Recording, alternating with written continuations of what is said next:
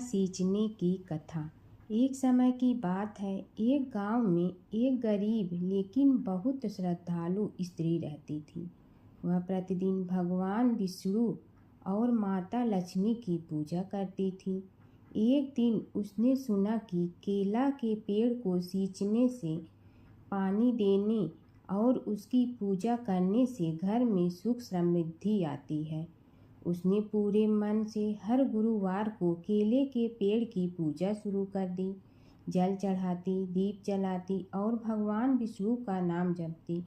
कुछ समय बाद उसकी भक्ति से प्रसन्न होकर भगवान विष्णु एक साधु के रूप में उसके घर आए। उन्होंने उसकी परीक्षा लेने के लिए भोजन मांगा। गरीब होने के बावजूद उस स्त्री ने अपने पास का सारा भोजन साधु को प्रेम से दे दिया।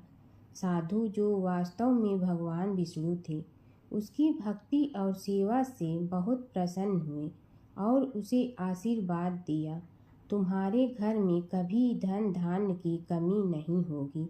धीरे धीरे उस स्त्री का जीवन बदलने लगा। उसके घर में सुख समृद्धि आने लगी और हमेशा खुश रहने लगी। बृहस्पतिवार व्रत कथा। भारतवर्ष में एक प्रतापी और दानी राजा राज करता था। वह नित्य गरीबों और ब्राह्मणों की सहायता करता था। यह बात उसकी रानी को अच्छी नहीं लगती थी। वह न ही गरीबों को दान देती, न ही भगवान का पूजन करती थी और राजा को भी दान देने से मना किया करती थी। एक दिन राजा शिकार खेलने वन को गए हुए थे, तो रानी महल में अकेली थी। उसी समय बृहस्पति देव साधु वेश में राजा के महल में भिक्षा के लिए गए और भिक्षा मांगी। रानी ने भिक्षा देने से इनकार किया और कहा, हे साधु महाराज, मैं तो दान पुण्य से तंग आ गई हूँ। मेरा पति सारा धन लुटाता रहता है। मेरी इच्छा है कि हमारा धन नष्ट हो जाए, फिर न रहेगा बांस न बाजेगी बांसुरी।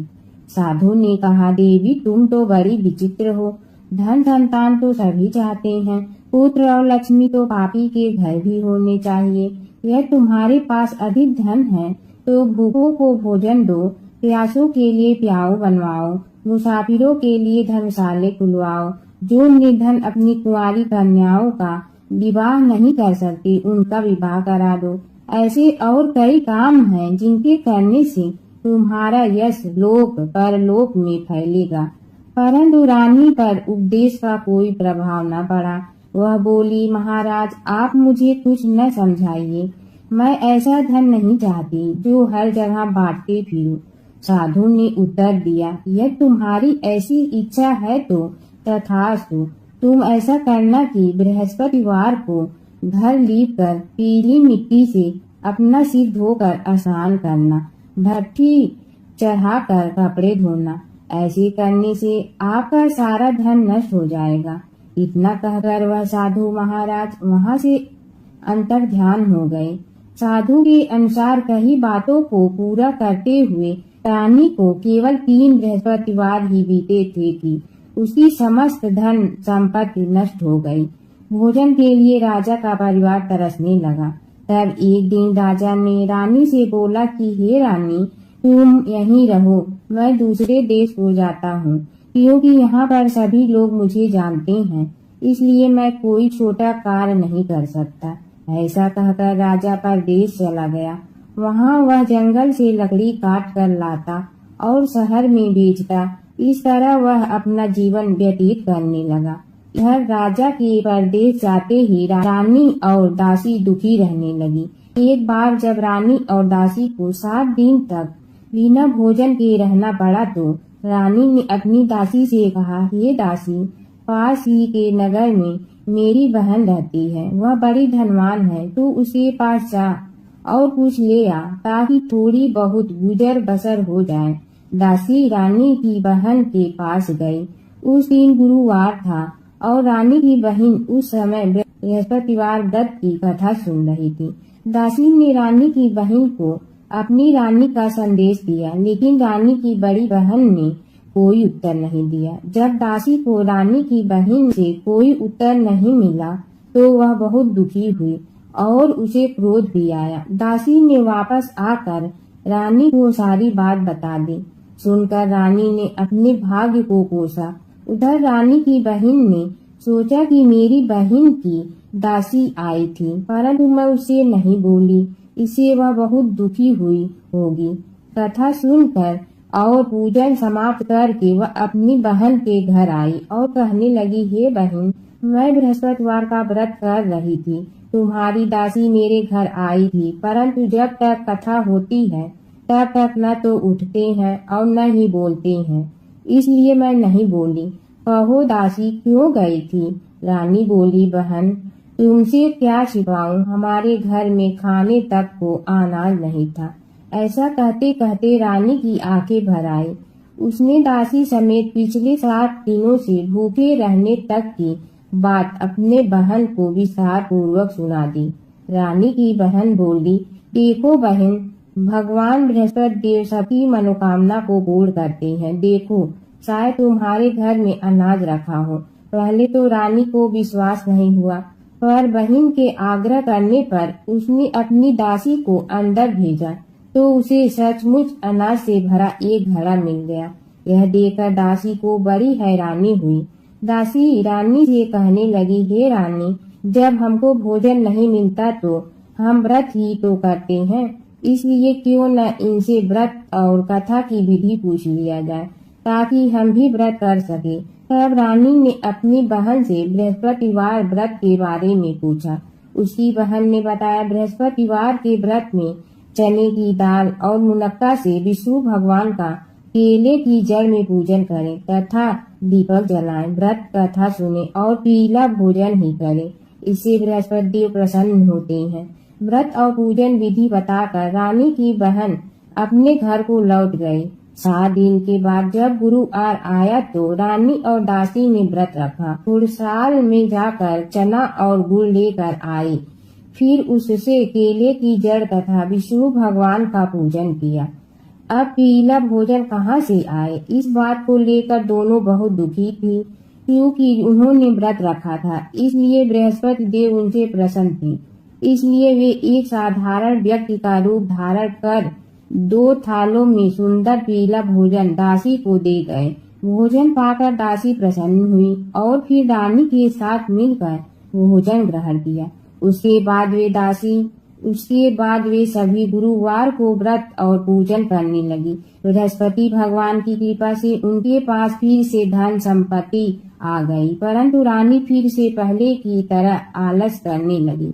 तब दासी बोली, देखो रानी, तुम पहले भी इस प्रकार का आलस करती थी, तुम्हें धन रखने में कष्ट होता था, इस कारण सभी धन नष्ट हो गया, और अब जब भगवान बृहस्पति की कृपा से धन मिला है तो तुम्हें फिर से आलस क्यों आता है। रानी को समझाते हुए दासी कहती है कि बड़ी मुसीबतों के बाद हमने यह धन पाया है, इसलिए हमें दान पुण्य करना चाहिए, भूखे मनुष्यों को भोजन कराना चाहिए और धन को शुभ कार्यों में खर्च करना चाहिए, जिससे तुम्हारे कुल का यश बढ़ेगा, स्वर्ग की प्राप्ति होगी और पितृ प्रसन्न होंगे। दासी की बात मानकर रानी अपना धन शुभ कार्यों में खर्च करने लगी, जिससे पूरे नगर में उसका यश फैलने लगा। बृहस्पतिवार व्रत कथा के बाद श्रद्धा के साथ आरती की जानी चाहिए। इसके बाद प्रसाद बांटकर उसे ग्रहण करना चाहिए। एक दिन राजा दुखी होकर जंगल में एक पेड़ के नीचे आसन जमा कर बैठ गया। वह अपनी दशा को याद करके व्याकुल होने लगा। बृहस्पतिवार का दिन था। एकाएक उसने देखा कि निर्जन वन में एक साधु प्रकट हुआ। वह साधु भेष में स्वयं बृहस्पति देवता थे। लकड़हारे के सामने आकर बोले, हे लकड़हारे, इस सुनसान जंगल में तू चिंता मग्न क्यों बैठा है। लकड़हारे ने दोनों हाथ जोड़कर प्रणाम किया और उत्तर दिया, महात्मा जी, आप सब कुछ जानते हैं, मैं क्या कहूँ। यह कहकर रोने लगा और साधु को अपनी आत्मकथा सुनाई। महात्मा जी ने कहा, तुम्हारी स्त्री ने बृहस्पति के दिन बृहस्पति भगवान का निरादर किया है, जिसके कारण रुष्ट होकर उन्होंने तुम्हारी यह दशा कर दी है। अब तुम चिंता को दूर करके मेरे कहने पर चलो तो तुम्हारे सब कष्ट दूर हो जाएंगे और भगवान पहले से भी अधिक संपत्ति देंगे। तुम बृहस्पति के दिन कथा किया करो, 2 पैसे जन्म नक्का लाकर उसका प्रसाद बनाओ और शुद्ध जल से लोटे में शक्कर मिलाकर अमृत तैयार करो। कथा के पश्चात अपने सारे परिवार और सुनने वाले प्रेमियों में अमृत व प्रसाद बांटकर आप भी ग्रहण करो। ऐसा करने से भगवान तुम्हारी सब मनोकामनाएं पूरी करेंगे। साधु के ऐसे वचन सुनकर लकड़हारा बोला, हे प्रभु, मुझे लकड़ी बेचकर इतना पैसा नहीं मिलता जिससे भोजन के उपरांत कुछ बचा सकूं। मैंने रात्रि में अपनी स्त्री को व्याकुल देखा है। मेरे पास कुछ भी नहीं जिससे मैं उसकी खबर मंगा सकूं। साधु ने कहा, हे लकड़हारे, तुम किसी बात की चिंता मत करो। बृहस्पति के दिन तुम रोजाना की तरह लकड़ियां लेकर शहर को जाओ। तुमको रोज से दुगना धन प्राप्त होगा जिसे तुम भली भांति भोजन कर लोगे तथा बृहस्पति देव की पूजा का सामान भी आ जाएगा। इतना कहकर साधु अंतर ध्यान हो गया। धीरे धीरे समय व्यतीत होने पर फिर वही बृहस्पतिवार का दिन आया। लकड़हारा जंगल से लकड़ी काट कर किसी शहर में बेचने गया। उसे उस दिन और दिन से अधिक पैसा मिला। राजा ने चना गुड़ आदि लाकर गुरुवार का व्रत किया। उस दिन से उसके सभी क्लेश दूर हुए।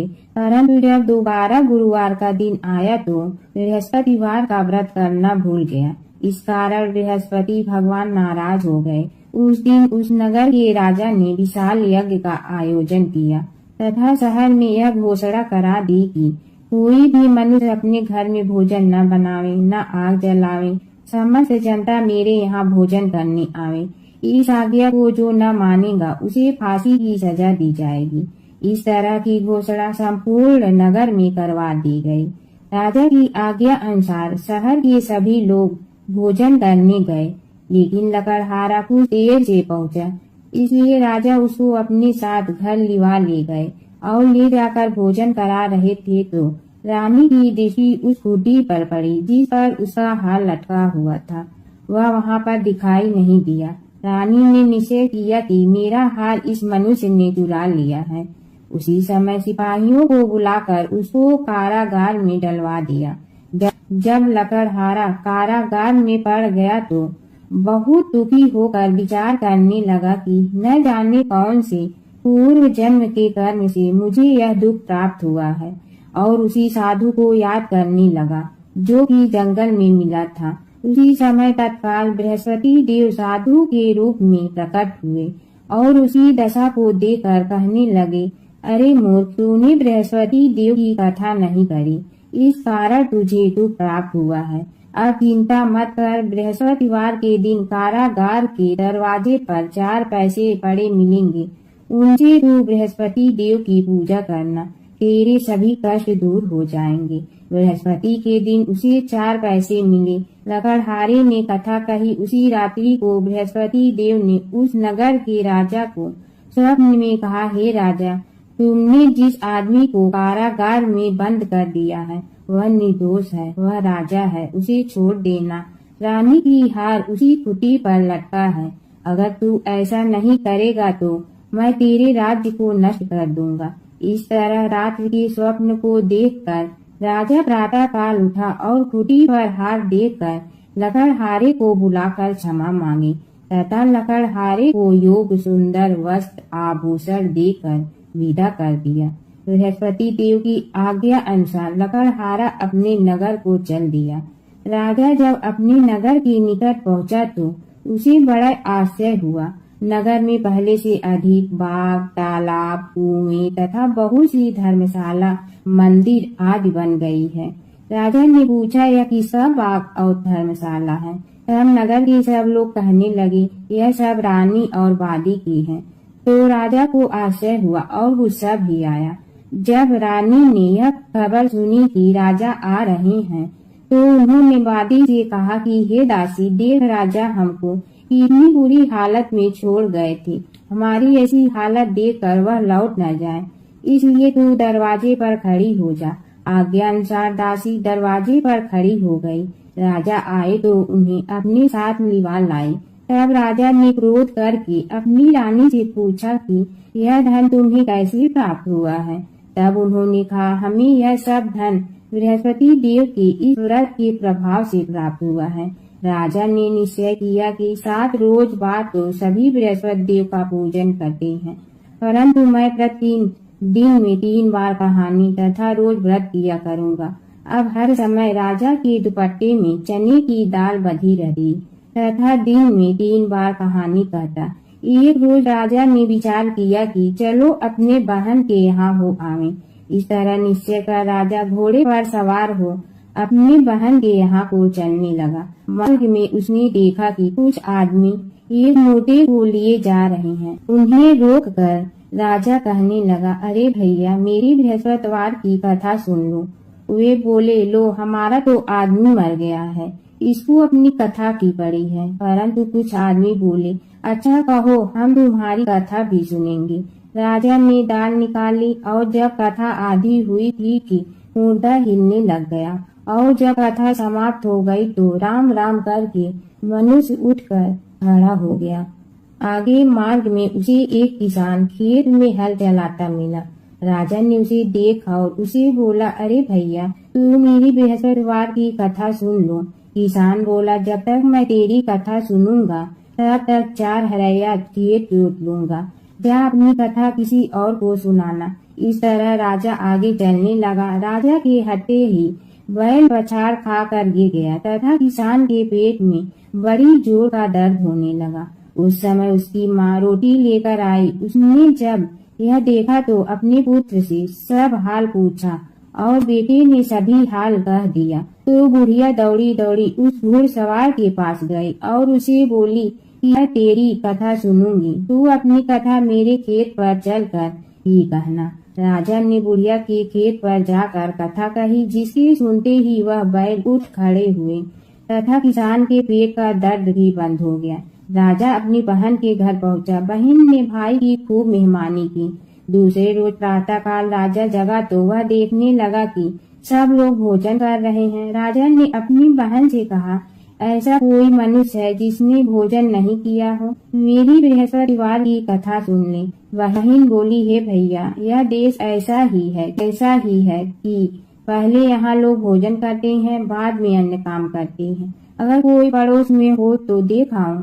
वह ऐसा कहकर देखने चली गई, परंतु उसे कोई ऐसा व्यक्ति नहीं मिला जिसने भोजन न किया हो। अतः वह एक कुम्हार के घर गई। उसका लड़का बीमार था। उसे मालूम हुआ कि उनके यहाँ 3 रोज से किसी ने भोजन नहीं किया है। रानी ने अपने भाई की कथा सुनने के लिए कुम्हार से कहा। वह तैयार हो गया। राजा ने जाकर बृहस्पतिवार की कथा कही, जिसको सुनकर उसका लड़का ठीक हो गया। अब तो राजा की प्रशंसा होने लगी। एक रोज राजा ने अपनी बहन से कहा कि हे बहन, हम अपने घर को जाएंगे, तुम भी तैयार हो जाओ। राजा की बहन ने अपनी सास से कहा। सास ने कहा, हाँ चली जा, परंतु अपने लड़के को मत ले जाना, क्योंकि तेरे भाई के कोई औलाद नहीं है। बहन ने अपने भैया से कहा, हे भैया, मैं तो चलूंगी पर कोई बालक नहीं जाएगा। राजा बोला, जब कोई बालक नहीं चलेगा तब तुम ही क्या करोगी। बड़े दुखी मन से राजा अपने नगर को लौट आया। राजा ने अपनी रानी से कहा, हम निर्वंशी हैं, हमारा मुंह देखने का धर्म नहीं है और कुछ भोजन आज नहीं किया। रानी बोली, हे प्रभु, बृहस्पति देव ने हमें सब कुछ दिया है, वह हमें औलाद अवश्य देंगे। उसी रात को बृहस्पति देव ने राजा के स्वप्न में कहा, हे राजा, उठ, सभी सोच त्याग दे, तेरी रानी गर्भ से है। राजा की यह बात सुनकर बड़ी खुशी हुई। 9वें महीने में उसके गर्भ से एक सुंदर पुत्र पैदा हुआ। तब राजा बोला, हे रानी, स्त्री बिना भोजन के रह सकती है, परंतु बिना कहे नहीं रह सकती। जब मेरी बहन आवे तुम उससे कुछ कहना मत। रानी ने सुनकर हाँ कर दिया। जब राजा की बहन ने यह शुभ समाचार सुना तो वह बहुत खुश हुई तथा बधाई लेकर अपने भाई के यहाँ आई। तभी रानी ने कहा, घोड़ा चढ़कर तो नहीं आई, गधा चढ़ी आई। राजा की बहन बोली, भाभी, मैं इस प्रकार न कहती तो तुम्हें औलाद कैसे मिलती। बृहस्पति देव ऐसे ही हैं, जैसे जिसके मन में कामनाएं होती हैं सभी को वो पूर्ण करते हैं। जो सद्भावना पूर्वक बृहस्पतिवार का व्रत करता है एवं कथा पढ़ता है अथवा सुनता है, दूसरों को सुनाता है, बृहस्पति देव उसी सभी मनोकामनाएं पूर्ण करते हैं। भगवान बृहस्पति देव उसकी सदैव रक्षा करते हैं। संसार में जो मनुष्य सद्भावना से भगवान जी का पूजन व्रत सच्चे हृदय से करते हैं तो उनकी सभी मनोकामनाएं पूर्ण करते हैं। जैसी सच्ची भावना से रानी और राजा ने उनकी कथा का गुणगान किया तो उनकी सभी इच्छाएं बृहस्पति देव जी ने पूर्ण की थी। इसलिए पूर्ण कथा सुनने के बाद प्रसाद लेकर जाना चाहिए। हृदय से उसका मनन करते हुए जयकारा बोलना चाहिए। बोलो बृहस्पति भगवान की जय, विष्णु भगवान की जय। प्राचीन काल की बात है। एक नगर में धर्मपाल नाम का एक निर्धन किंतु अत्यंत धर्मनिष्ठ व्यक्ति रहता था।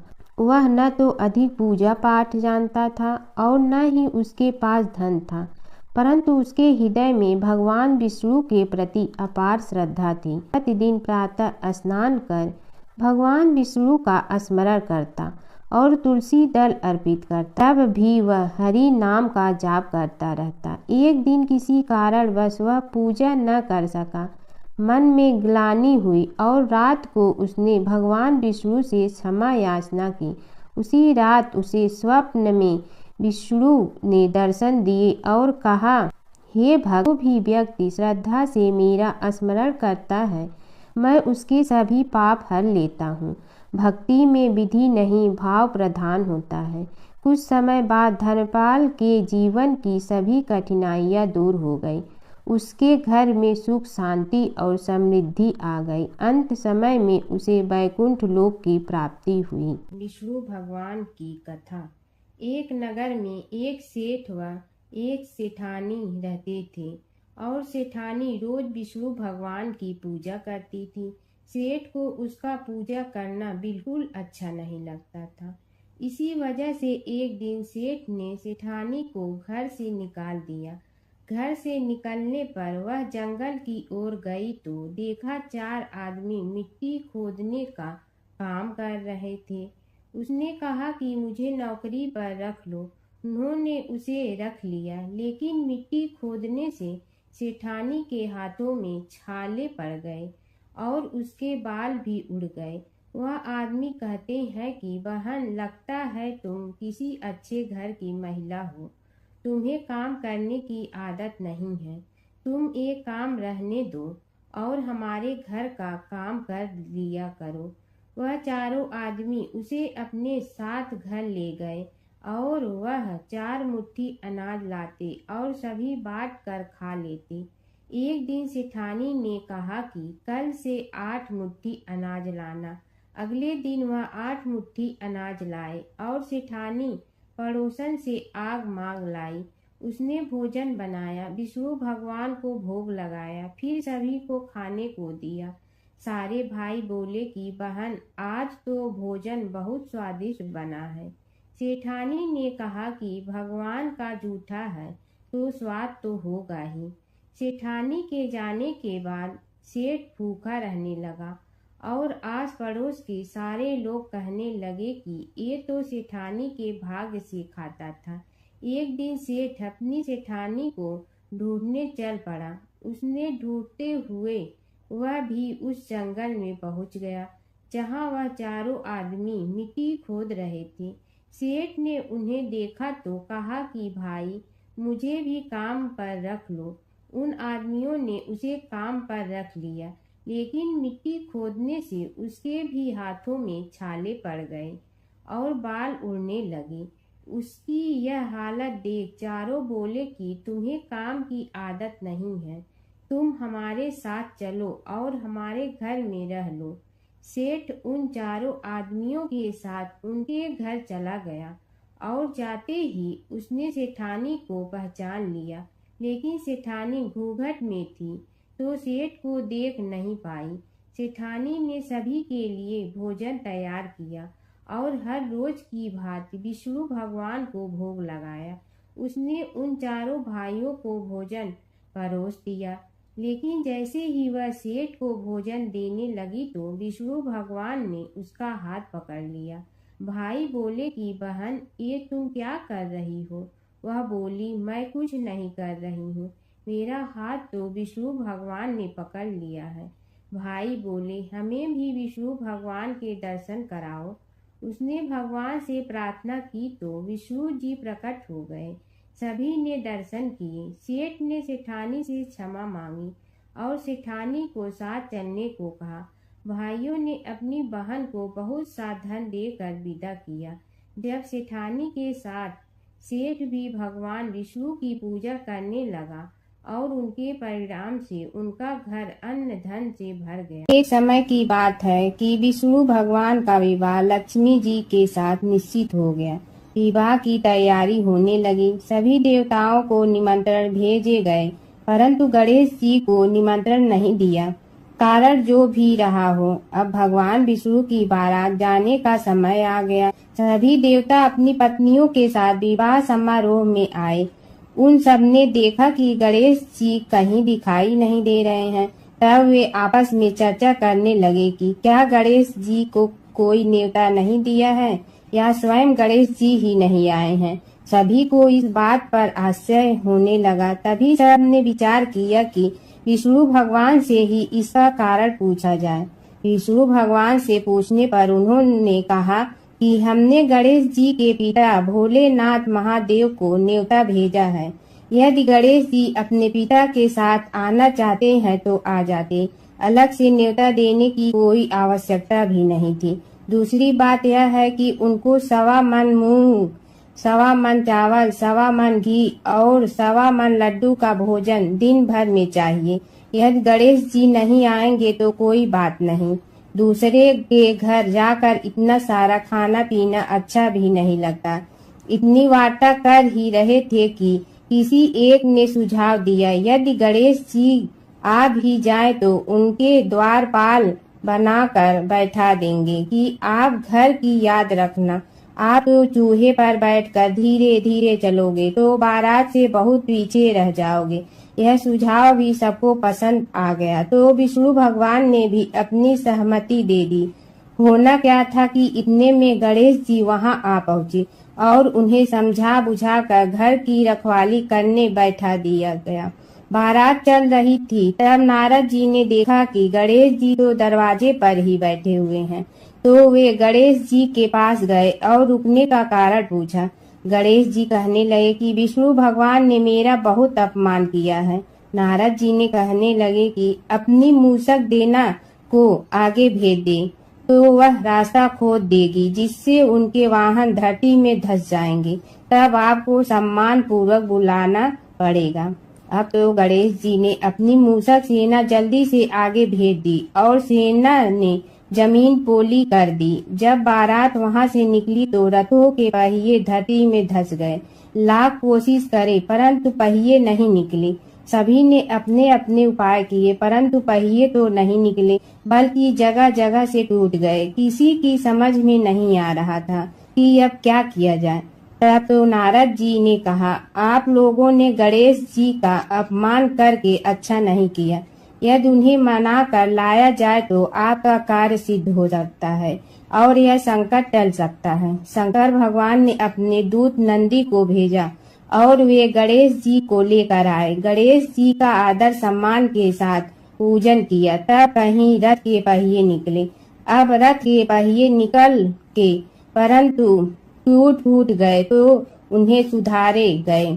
पास के खेत में खाती काम कर रहा था, उसे बुलाया गया। खाती अपना कार्य करने के पहले श्री गणेशाय नमः कहकर गणेश जी की वंदना मन ही मन करने लगा। देखते ही देखते खाती ने सभी पहियों को ठीक कर दिया। तब खाती कहने लगा कि हे देवताओं, आपने सर्वप्रथम गणेश जी को नहीं मनाया होगा और न ही उनकी पूजन की होगी, इसीलिए तो आपके साथ यह संकट आया है। हम तो मूर्ख अज्ञानी हैं, फिर भी पहले गणेश जी को पूजते हैं, उनका ध्यान करते हैं। आप लोग तो देवतागण हैं, फिर भी आप गणेश जी को कैसे भूल गए। अब आप लोग भगवान श्री गणेश जी की जय बोल कर जाएं तो आपके सब काम बन जाएंगे और संकट कट जाएंगे।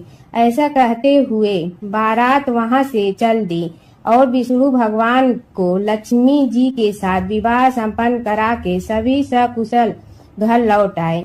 हे गणेश जी महाराज, आपने विष्णु को जैसे कारज सारियो ऐसे कारज सबको सिद्ध कर दो। बोलो गजानन भगवान की जय। भगवान विष्णु और नारद की कथा। एक बार नारद मुनि जी ने भगवान विष्णु जी से पूछा, हे भगवान, आपका इस समय सबसे प्रिय भक्त कौन है? अब विष्णु तो भगवान हैं, सो झट से समझ गए अपने भक्त नारद मुनि की बात और मुस्कुरा कर बोले, मेरा सबसे प्रिय भक्त उस गांव का एक किसान है। यह सुनकर नारद मुनि जी थोड़ा निराश हुए और फिर से एक प्रश्न किया, हे भगवान, आपका बड़ा भक्त तो मैं हूँ, तो फिर सबसे प्रिय क्यों नहीं? भगवान विष्णु जी ने नारद मुनि जी से कहा, इसका जवाब तो तुम खुद ही दोगे। जाओ, एक दिन उसके घर रहो और फिर सारी बात मुझे बताना। नारद मुनि जी सुबह सवेरे मुंह अंधेरे उस किसान के घर पहुंच गए। देखा अभी अभी किसान जगा है और उसने अब सबसे पहले अपने जानवरों को चारा देता, फिर मुंह धोता, दैनिक कार्यों से निवृत्त होता, जल्दी जल्दी भगवान का नाम लिया, रूखी सूखी रोटी खाकर जल्दी जल्दी अपने खेतों पर चला गया।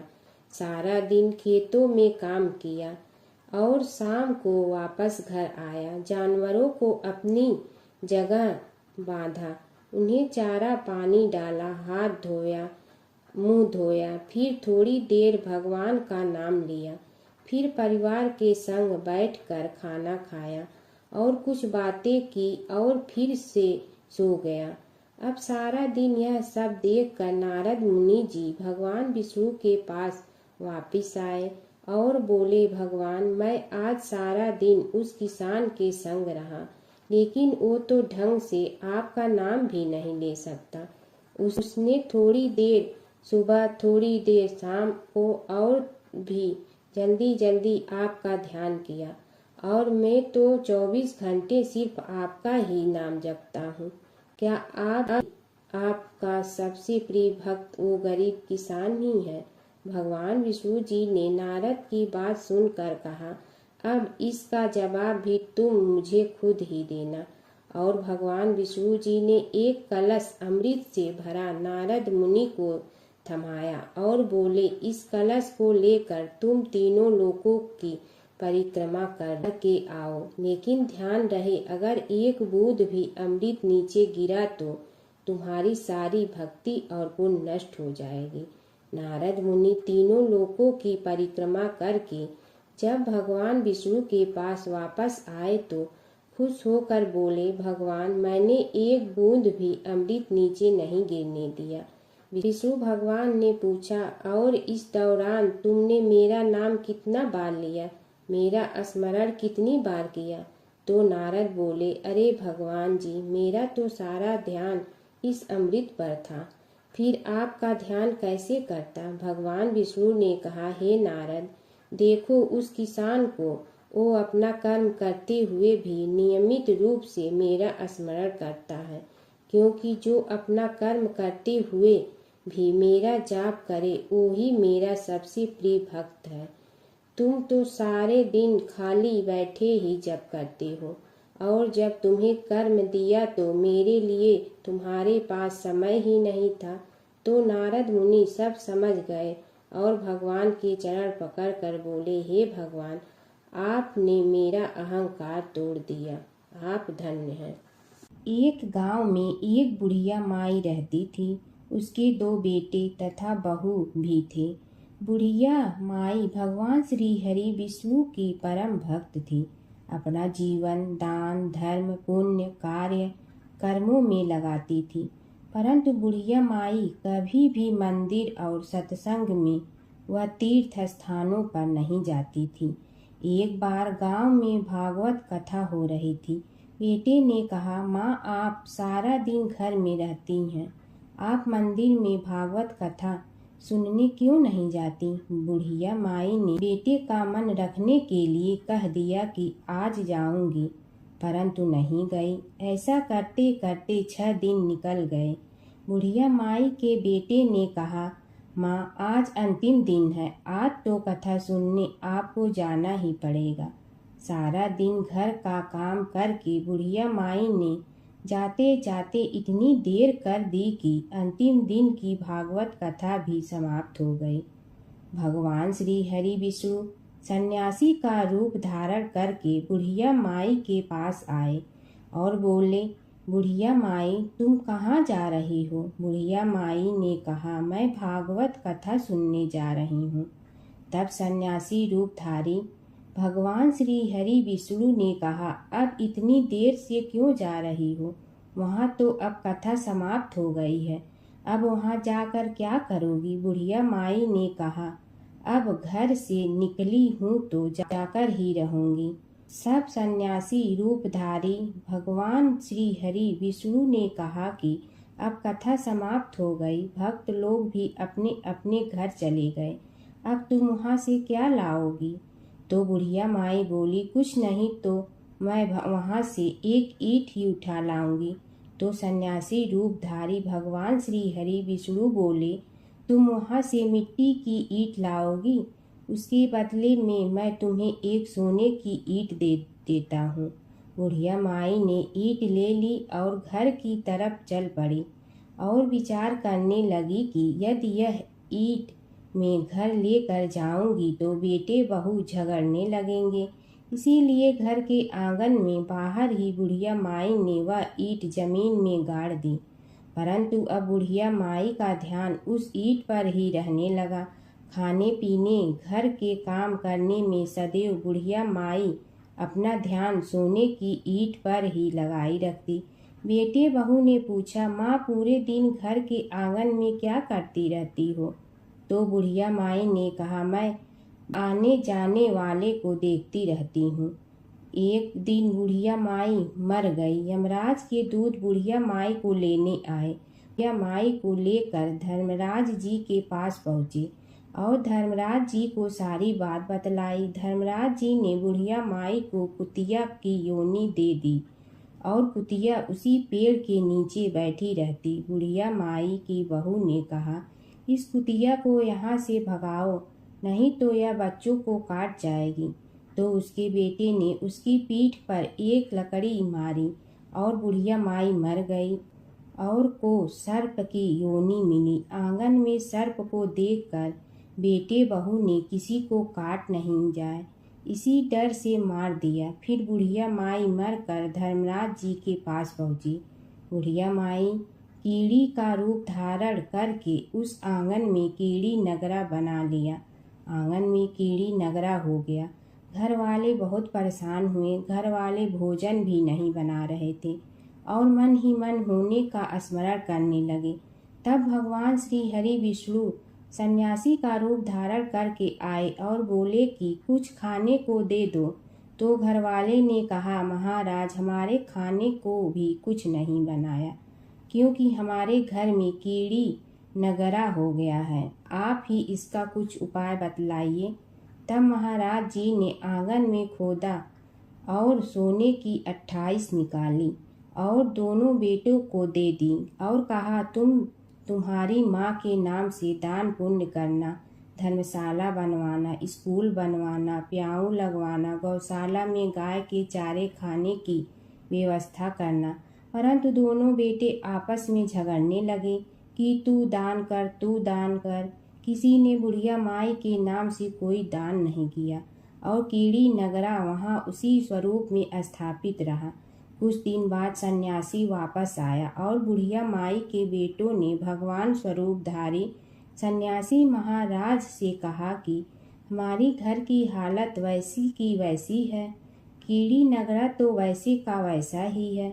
तब साधु रूपधारी सन्यासी महाराज ने कहा, वह सोने के ईंट के टुकड़े लाओ और उन्हें बेचकर उनसे जो भी धन मिले उसे तुम्हारी माँ के नाम से दान पुण्य करो। इस कीड़ी नगरा पर शक्कर और आटा डालो। तुम ऐसा करोगे तो तुम्हारी माँ को मोक्ष प्राप्ति होगी। और उनके घर से कीड़ी नगरा चला गया। जो व्यक्ति प्रतिदिन सुबह प्रातः आटा और शक्कर कीड़ी नगरे पर डालता है वह सदैव धनवान, पुत्रवान, संपन्न, सुख शांति से जीवन यापन करता है। उसके घर में कभी कोई कष्ट नहीं आता है। उसका जीवन सदा सर्वदा आनंद से व्यतीत होता है। उसके परिवार जन उसे अत्यधिक स्नेह प्रदान करते हैं। कीड़ी नगरा प्रतिदिन सींचने से जुड़ी नगरी की कहानी सुनने से, दान पुण्य व धर्म कार्यों में रुचि लगाने से जीवन उत्तम हो जाता है। गणेश और बुढ़िया माई की कथा। एक बुढ़िया थी, वह बहुत ही गरीब और दृष्टिहीन थी। उसके एक बेटा और बहू थे। वह बुढ़िया सदैव गणेश जी की पूजा किया करती थी। एक दिन गणेश जी प्रकट होकर उस बुढ़िया से बोले, बुढ़िया माँ, तू जो चाहे सो मांग ले। बुढ़िया बोली, मुझे तो मांगना नहीं आता, कैसे और क्या मांगूं? तब गणेश जी बोले, अपने बहू बेटे से पूछ कर मांग ले। तब बुढ़िया ने अपने बेटे से कहा, गणेश जी कहते हैं तू कुछ मांग ले, बता मैं क्या मांगूं? पुत्र ने कहा, माँ तू धन मांग ले। बहू से पूछा तो बहू ने कहा, नाती मांग ले। तब बुढ़िया ने सोचा कि ये तो अपने अपने मतलब की बात कर रहे हैं। अतः उस बुढ़िया ने पड़ोसन से पूछा तो उन्होंने कहा, बुढ़िया तू तो थोड़े दिन जियोगी, क्यों तू धन मांगो और क्यों नाती मांगे? तू तो अपनी आँखों की रोशनी मांग ले, जिससे तेरी जिंदगी आराम से कट जाए।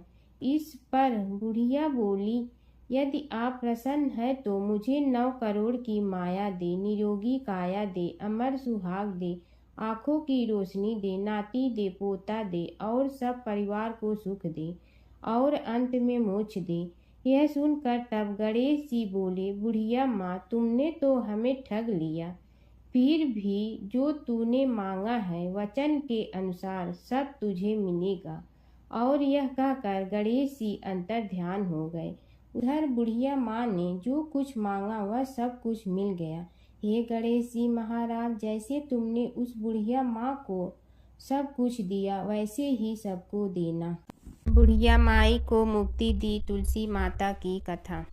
एक बुढ़िया माई तुलसी जी को सींचती और कहती कि हे तुलसी माता, सत की दाता, मैं तेरा बिडला सींचती हूँ, मुझे बहू दे, पीताम्बर की धोती दे, मीठा मीठा घास दे, बैकुंठा में वास दे, चटक की चाल दे, पटक की मोद दे, चंदन का काठ दे, रानी सा राज दे, दाल भात का भोजन दे, 11 की मौत दे, कृष्ण जी का कंधा दे। तब तुलसी माता यह सुनकर सूखने लगी। तो भगवान ने पूछा कि हे तुलसी, तुम क्यों सूख रही हो? तुलसी माता ने कहा कि एक बुढ़िया रोज आती है और यही बात कह जाती है, मैं सब बात तो पूरा कर दूंगी, लेकिन कृष्ण का कंधा कहाँ से लाऊंगी? तो भगवान बोले, जब वो मरेगी तो मैं अपने आप कंधा दे आऊँगा, तू बुढ़िया माई से कह देना। जब बुढ़िया माई मर गई, सब लोग आ गए। जब माई को ले जाने लगे तो वह किसी से न उठी। तब भगवान एक 12 बरस के बालक का रूप धारण करके आए। बालक ने कहा, मैं कान में एक बात कहूँगा तो बुढ़िया माई उठ जाएगी। बालक ने कान में कहा, बुढ़िया माई मन की निकाल ले, पीताम्बर की धोती ले, मीठा मीठा घास ले, बैकुंठा का वास ले, चटक की चाल ले, पटक की मोत ले, कृष्ण जी का कंधा ले। यह सुनकर बुढ़िया माई हल्की हो गई। भगवान ने कंधा दिया और बुढ़िया माई को मुक्ति मिल गई। हे तुलसी माता, जैसे बुढ़िया माई को मुक्ति दी वैसे सबको देना। प्राचीन काल की बात है। नैमिषारण्य क्षेत्र में ऋषि, महर्षि और साधु संतों का समाज जुड़ा था। उसमें श्री सूत जी भी विद्यमान थे।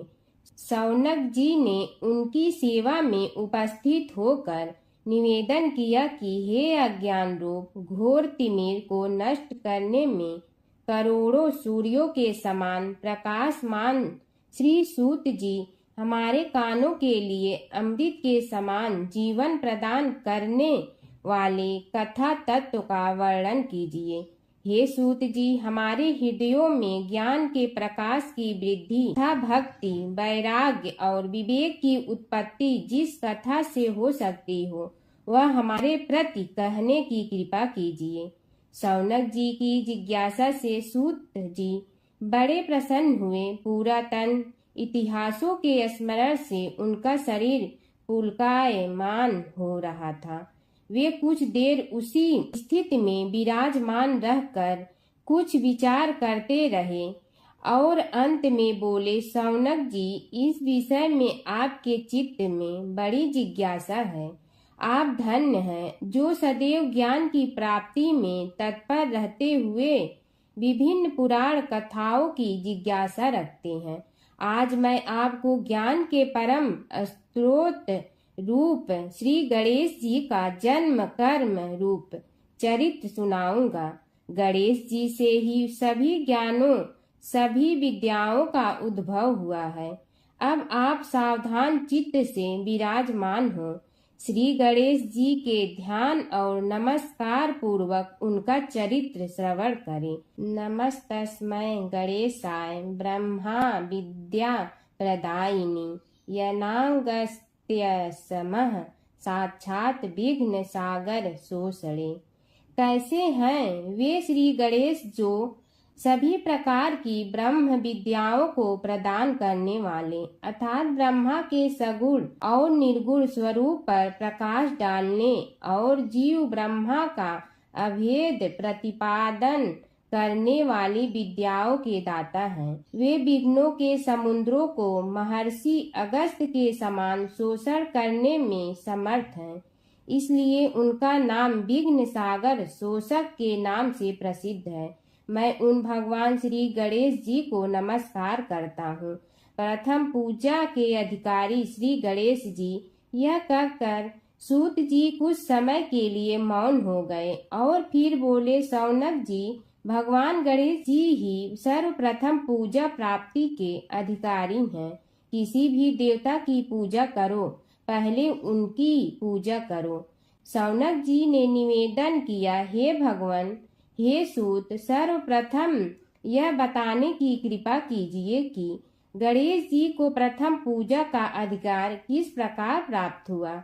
इस विषय में मेरी बुद्धि मोह को प्राप्त हो रही है कि सृष्टि रचयिता ब्रह्मा जी, पालन करता भगवान नारायण और संहार करता शिव जी में से किसी को प्रथम पूजा का अधिकारी क्यों नहीं माना गया।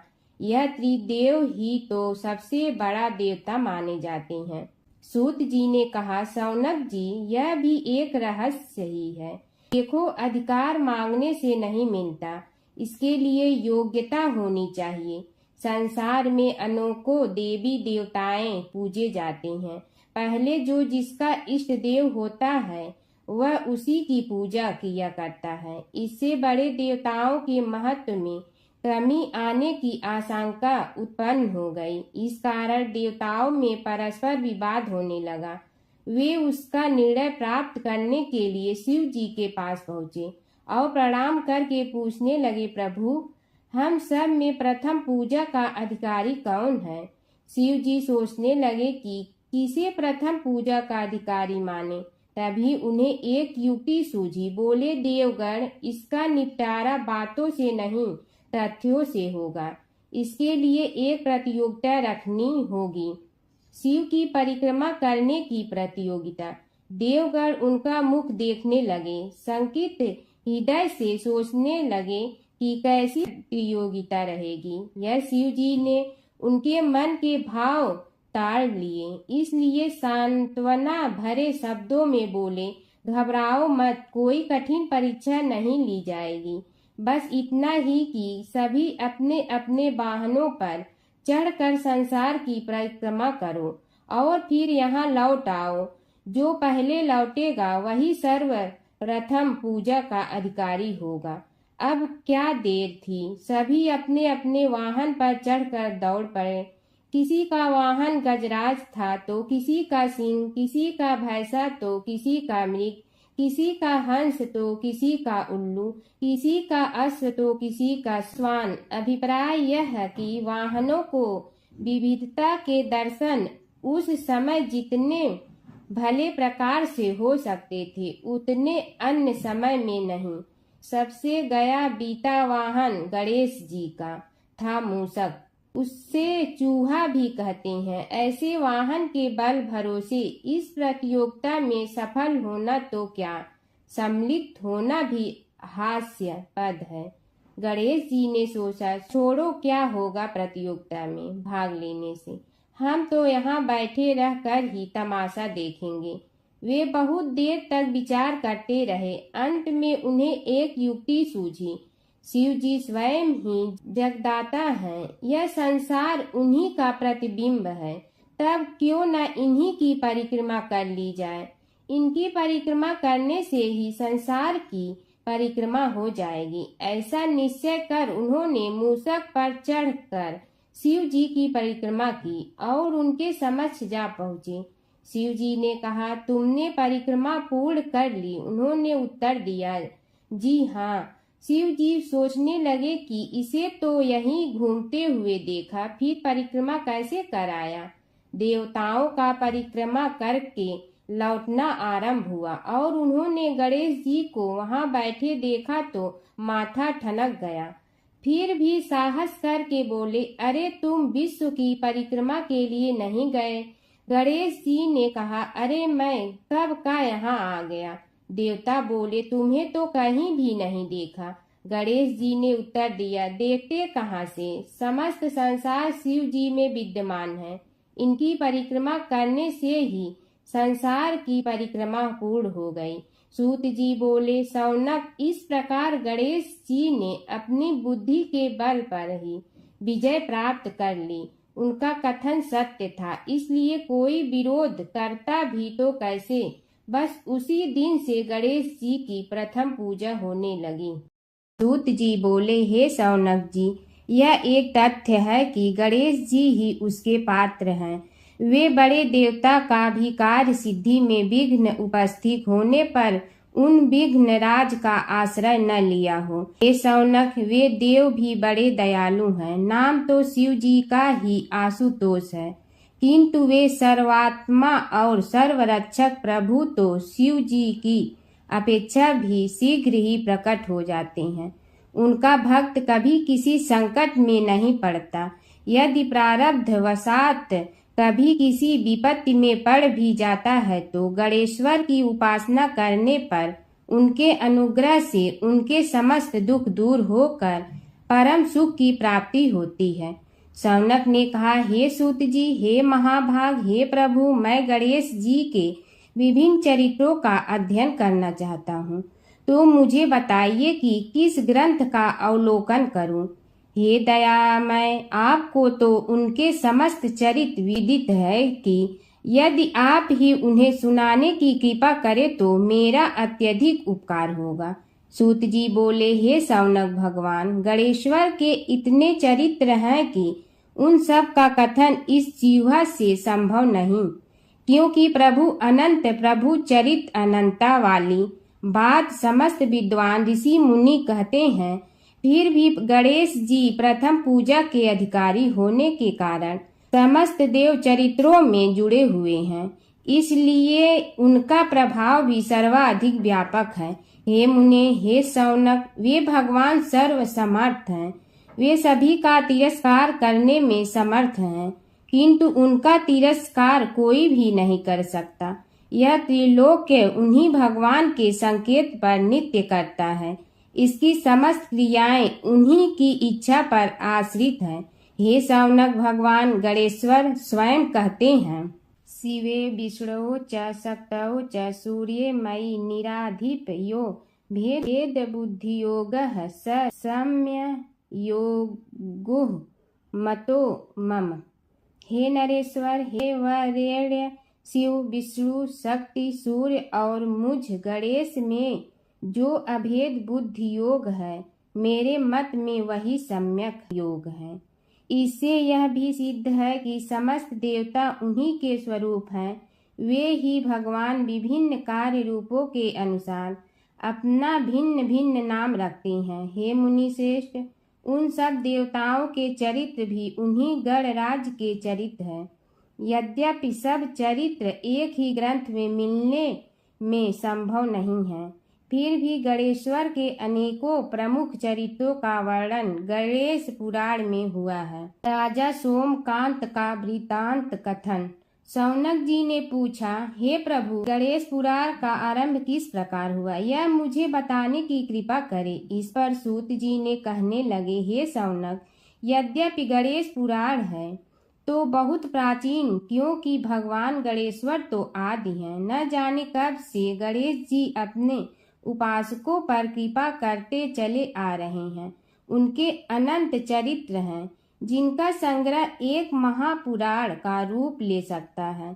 उसे एक बार भगवान नारायण ने नारद जी को और भगवान ने शंकर और जगन जननी पार्वती जी को सुनाया था। बाद में वही पुराण संक्षेप रूप में ब्रह्मा जी ने महर्षि वेद व्यास को सुनाया और फिर व्यास जी ने महर्षि भृगु को सुनाया। भृगु ने कृपा करके सौराष्ट्र के एक राजा सोमकांत को सुनाया था। तब से वह पुराण अनेक कथाओं में विस्तृत होता रहा और अनेक कथाओं से रहित होता हुआ अनेक रूप में प्रचलित है। शौनक जी ने पूछा, भगवान, आप यह बताने का कष्ट करें कि राजा सोमकांत कौन था। उसने महर्षि से गणेश पुराण का श्रवण कहाँ किया था, उस पुराण के श्रवण से उसे क्या क्या उपलब्धियां हुई। हे नाथ, मुझे श्री गणेश्वर की कथा के प्रति उत्कंठा बढ़ती ही जा रही है। सूत जी बोले, हे शौनक, सौराष्ट्र के देवनगर नाम की एक प्रसिद्ध राजधानी थी। वहाँ का राजा सोमकांत था। वह अपनी प्रजा का पुत्र के समान पालन करता था।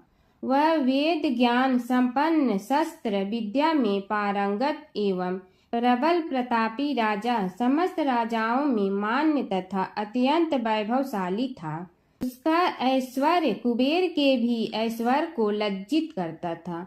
उसने अपने पराक्रम से अनेकों देश जीत लिए थे। उसकी पत्नी अत्यंत रूपवती, गुणवती, धर्माज्ञा एवं पतिव्रत धर्म का पालन करने वाली थी। वह सदैव अपने प्राणनाथ की सेवा में लगी रहती थी।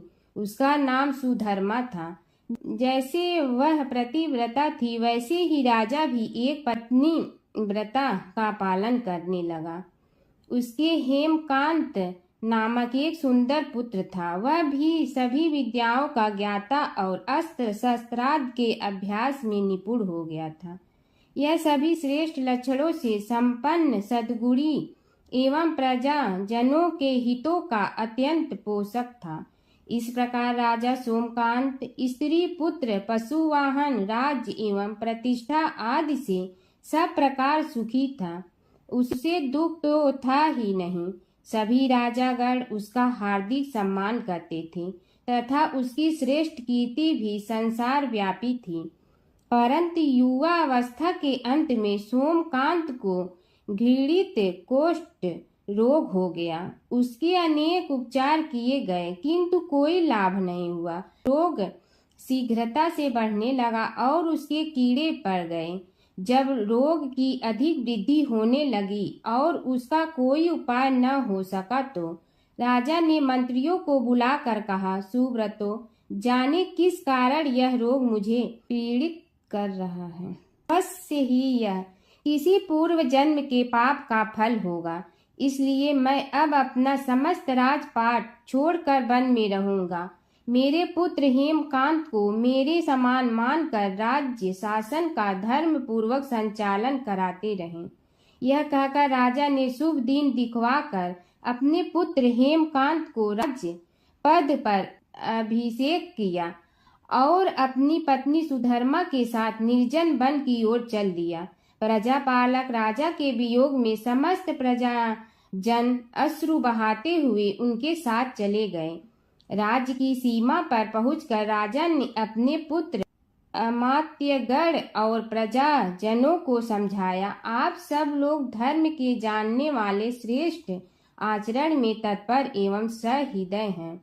यह संसार तो वैसे भी परिवर्तनशील है। जो आज है वह कल नहीं था और आने वाले कल में भी नहीं रहेगा। इसलिए मेरे जाने से दुख का कोई कारण नहीं है। मेरे स्थान पर मेरा पुत्र सभी कार्यों को करेगा, इसलिए आप सब उसके अनुशासन में रहते हुए उसे सदैव सम्मान करते रहें। फिर पुत्र से कहा, बेटा, यह स्थिति सभी के समझ आती रही है। हमारे पूर्व पुरुष भी परंपरागत रूप से वृद्धावस्था आने पर वन में जाते रहे हैं। मैं कुछ समय पहले ही वन में जा रहा हूँ, तो कुछ पहले या पीछे जाने में कोई अंतर नहीं पड़ता। यदि कुछ वर्ष बाद जाऊं तब भी मोह का त्याग करना ही होगा। इसलिए हे वत्स, तुम दुखित मत हो और मेरी आज्ञा मानकर राज्य शासन को ठीक प्रकार चलाओ।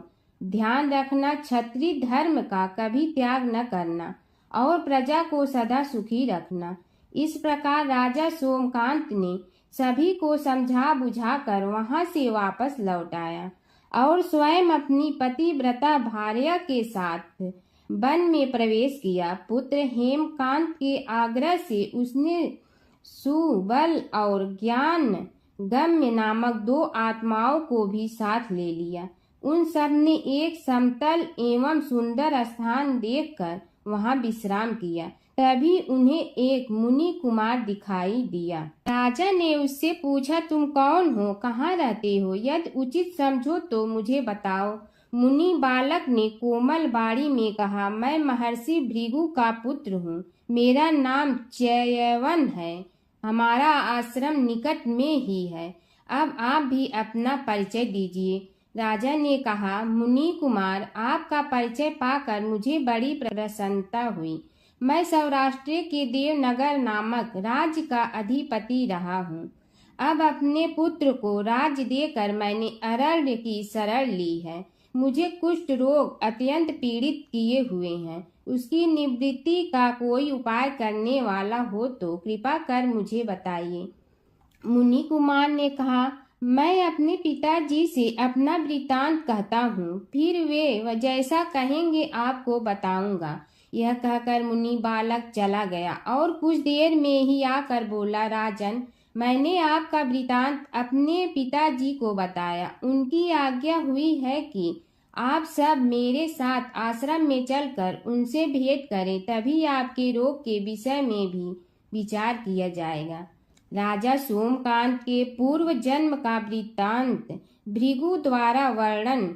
राजा अपनी पत्नी और अमात्यों के सहित च्यवन के साथ साथ भृगु आश्रम में जा पहुंचा और उन्हें प्रणाम कर बोला, हे भगवान, हे महर्षि, मैं आपकी शरण हूँ।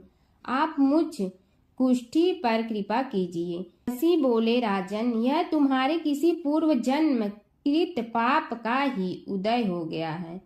इसका उपाय मैं विचार करके बताऊंगा। आज तो तुम सब स्नान आज से निवृत्त होकर रात्रि विश्राम करो। महर्षि की आज्ञा अनुसार सबने स्नान भोजन आदि के उपरांत रात्रि व्यतीत की और प्रातः काल स्नान आदि नित्य कर्मों से निवृत्त होकर महर्षि की सेवा में उपस्थित हुए।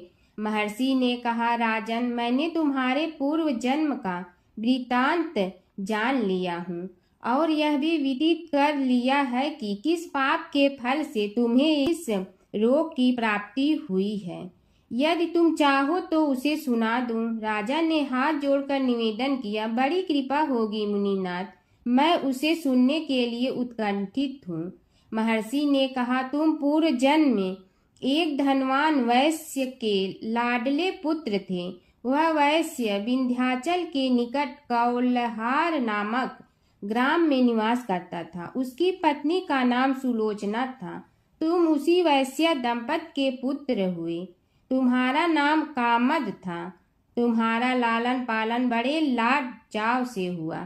उन्होंने तुम्हारा विवाह एक अत्यंत सुंदरी वैश्य कन्या से कर दिया था, जिसका नाम कुटुम्बिनी था। यद्यप तुम्हारी भार्या सुशीला थी और तुम्हें सदैव धर्म में निरत देखना चाहती थी, किंतु तुम्हारा स्वभाव वासनांध होने के कारण दिन प्रतिदिन उज्जवल होता जा रहा था।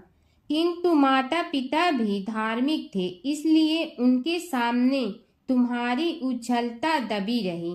परंतु माता पिता की मृत्यु के बाद तुम निरंकुश हो गए और अपनी पत्नी की बात भी नहीं मानते थे। तुम्हें अनाचार में प्रवृत्त देखकर उसे दुख होता था, तो भी उसका कुछ बस न चलता था। तुम्हारी उन्मत्तता चरम सीमा पर थी। अपनों से भी द्वेष और क्रूरता का व्यवहार किया करते थे, हत्या आदि कराते थे। तुम्हारे लिए सामान्य बात हो गई। पीड़ित व्यक्तियों ने तुम्हारे विरुद्ध राजा से पुकार की, अभियोग चला और तुम्हें राज्य की सीमा से भी बाहर चले जाने का आदेश हुआ। तब तुम घर छोड़कर किसी निर्जन वन में रहने लगे। उस समय तुम्हारा कार्य लोगों को लूटना और हत्या करना ही रह गया। एक दिन मध्याह्न काल था। गुणवर्धक नामक एक विद्वान ब्राह्मण उधर से निकला। बेचारा अपनी पत्नी को लिवाने के लिए ससुराल जा रहा था। तुमने उस ब्राह्मण युवक को पकड़कर लूट लिया। प्रतिरोध करने पर उसे मारने लगे तो वह चित्कार करने लगा, मुझे मत मार, मत मार, देख मेरा दूसरा विवाह हुआ है, मैं पत्नी को लेने के लिए जा रहा हूँ। किंतु तुम तो क्रोधवश में ऐसे लीन हो रहे थे कि तुमने उसकी बात सुनकर भी नहीं सुनी। जब उसे मारने लगे तो उसने श्राप दे दिया, अरे हत्यारे, मेरी हत्या के पाप से तो सहस्त्र कल्प तक घोर नरक भोगोगे। तुमने उसकी कोई चिंता न की और सिर काट लिया। राजन, तुमने ऐसी ऐसी एक नहीं बल्कि अनेक निरीह हत्याएं की थी, जिनकी गणना करना भी पाप है। इस प्रकार इस जन्म में तुमने घोर पाप कर्म किए थे, किंतु बुढ़ापा आने पर जब अशक्त हो गए तब तुम्हारे साथ जो क्रूर कर्मा थे वे भी किनारा कर गए। उन्होंने सोच लिया कि अब तो इसे खिलाना भी पड़ेगा, इसलिए मरने दो यहीं। अमोघ प्रभाव गणेश उपासना का कथन। राजन, अब तुम निरालंब थे, चल फिर तो सकते ही नहीं थे। भूख से पीड़ित रहने के कारण रोगों ने भी घेर लिया। उधर से जो कोई निकलता तुम्हें घृणा की दृष्टि से देखता हुआ चला जाता।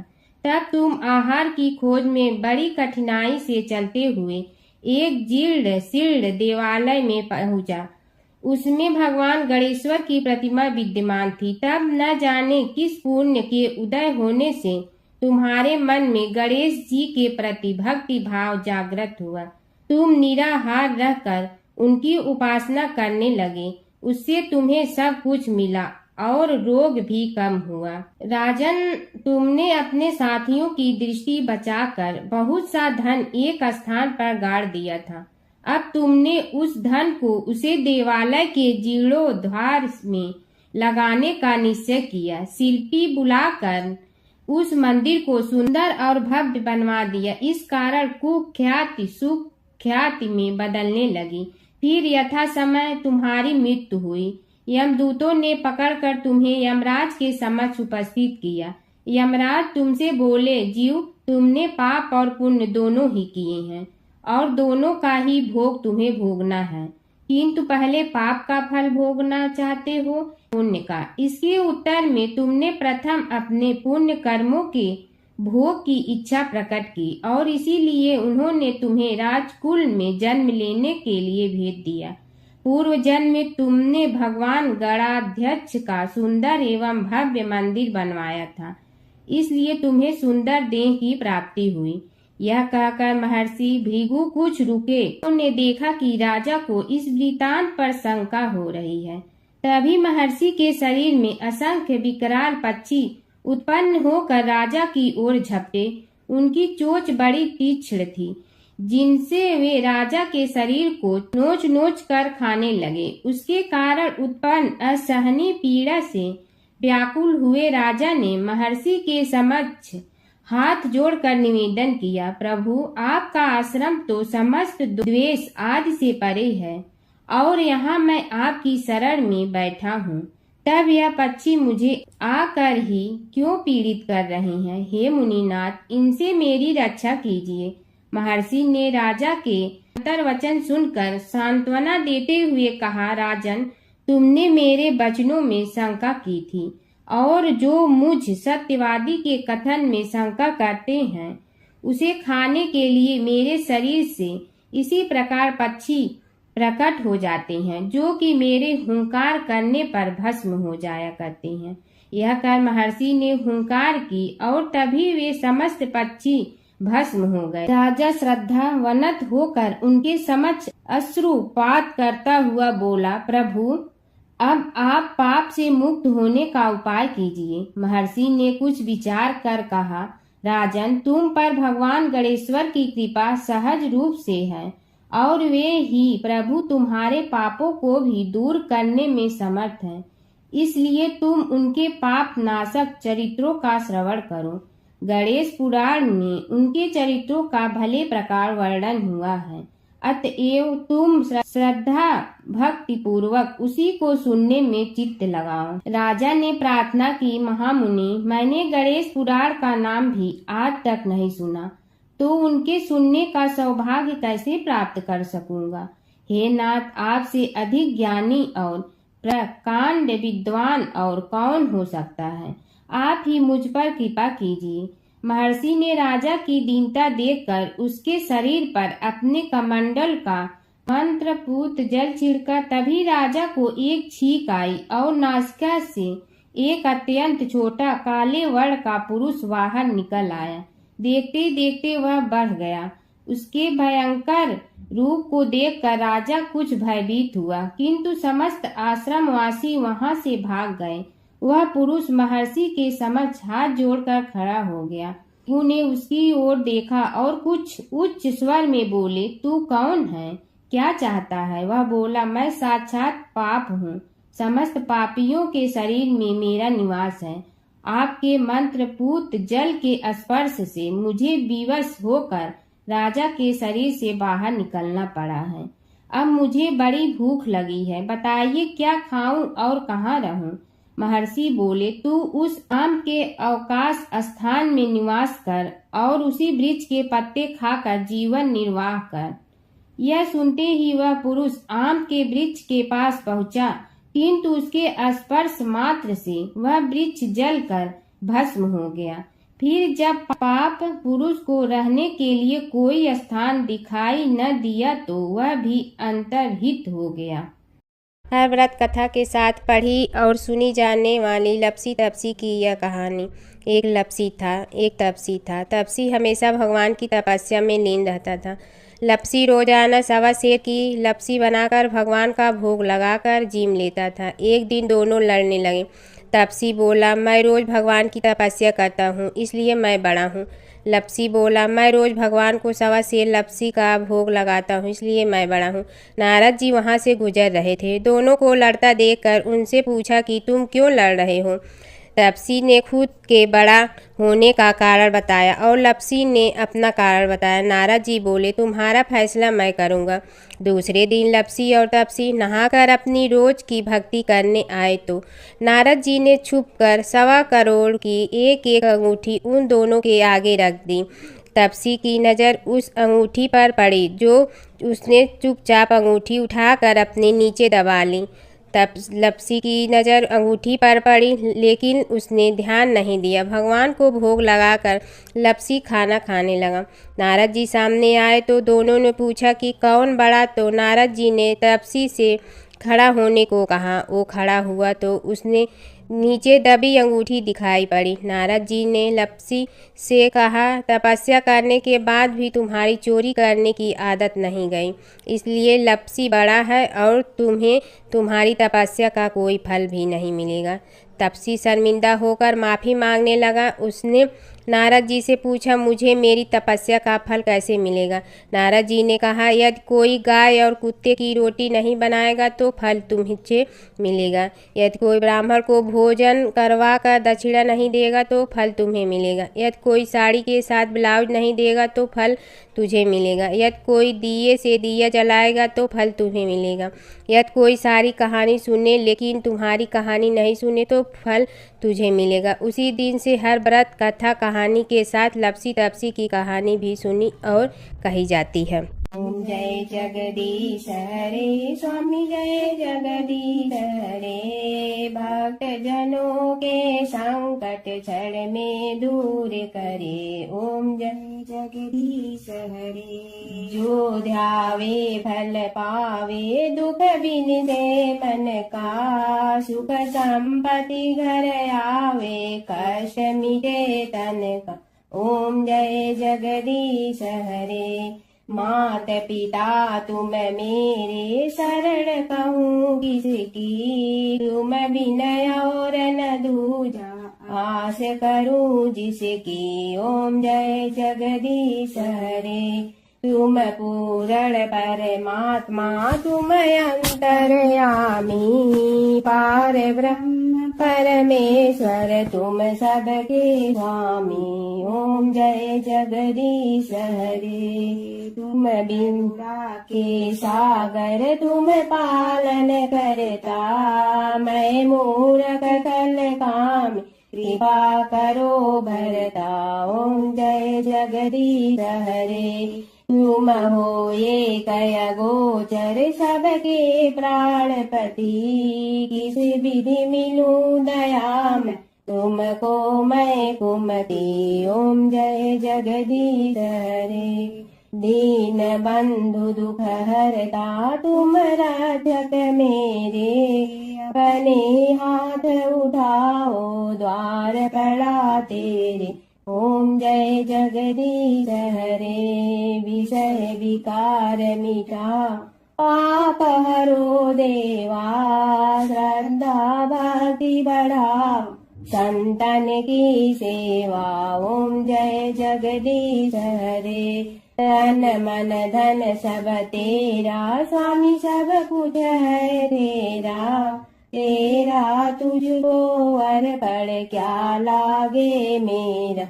ओम जय जगदीश हरे। जय जगदीश हरे। स्वामी जय जगदीश हरे।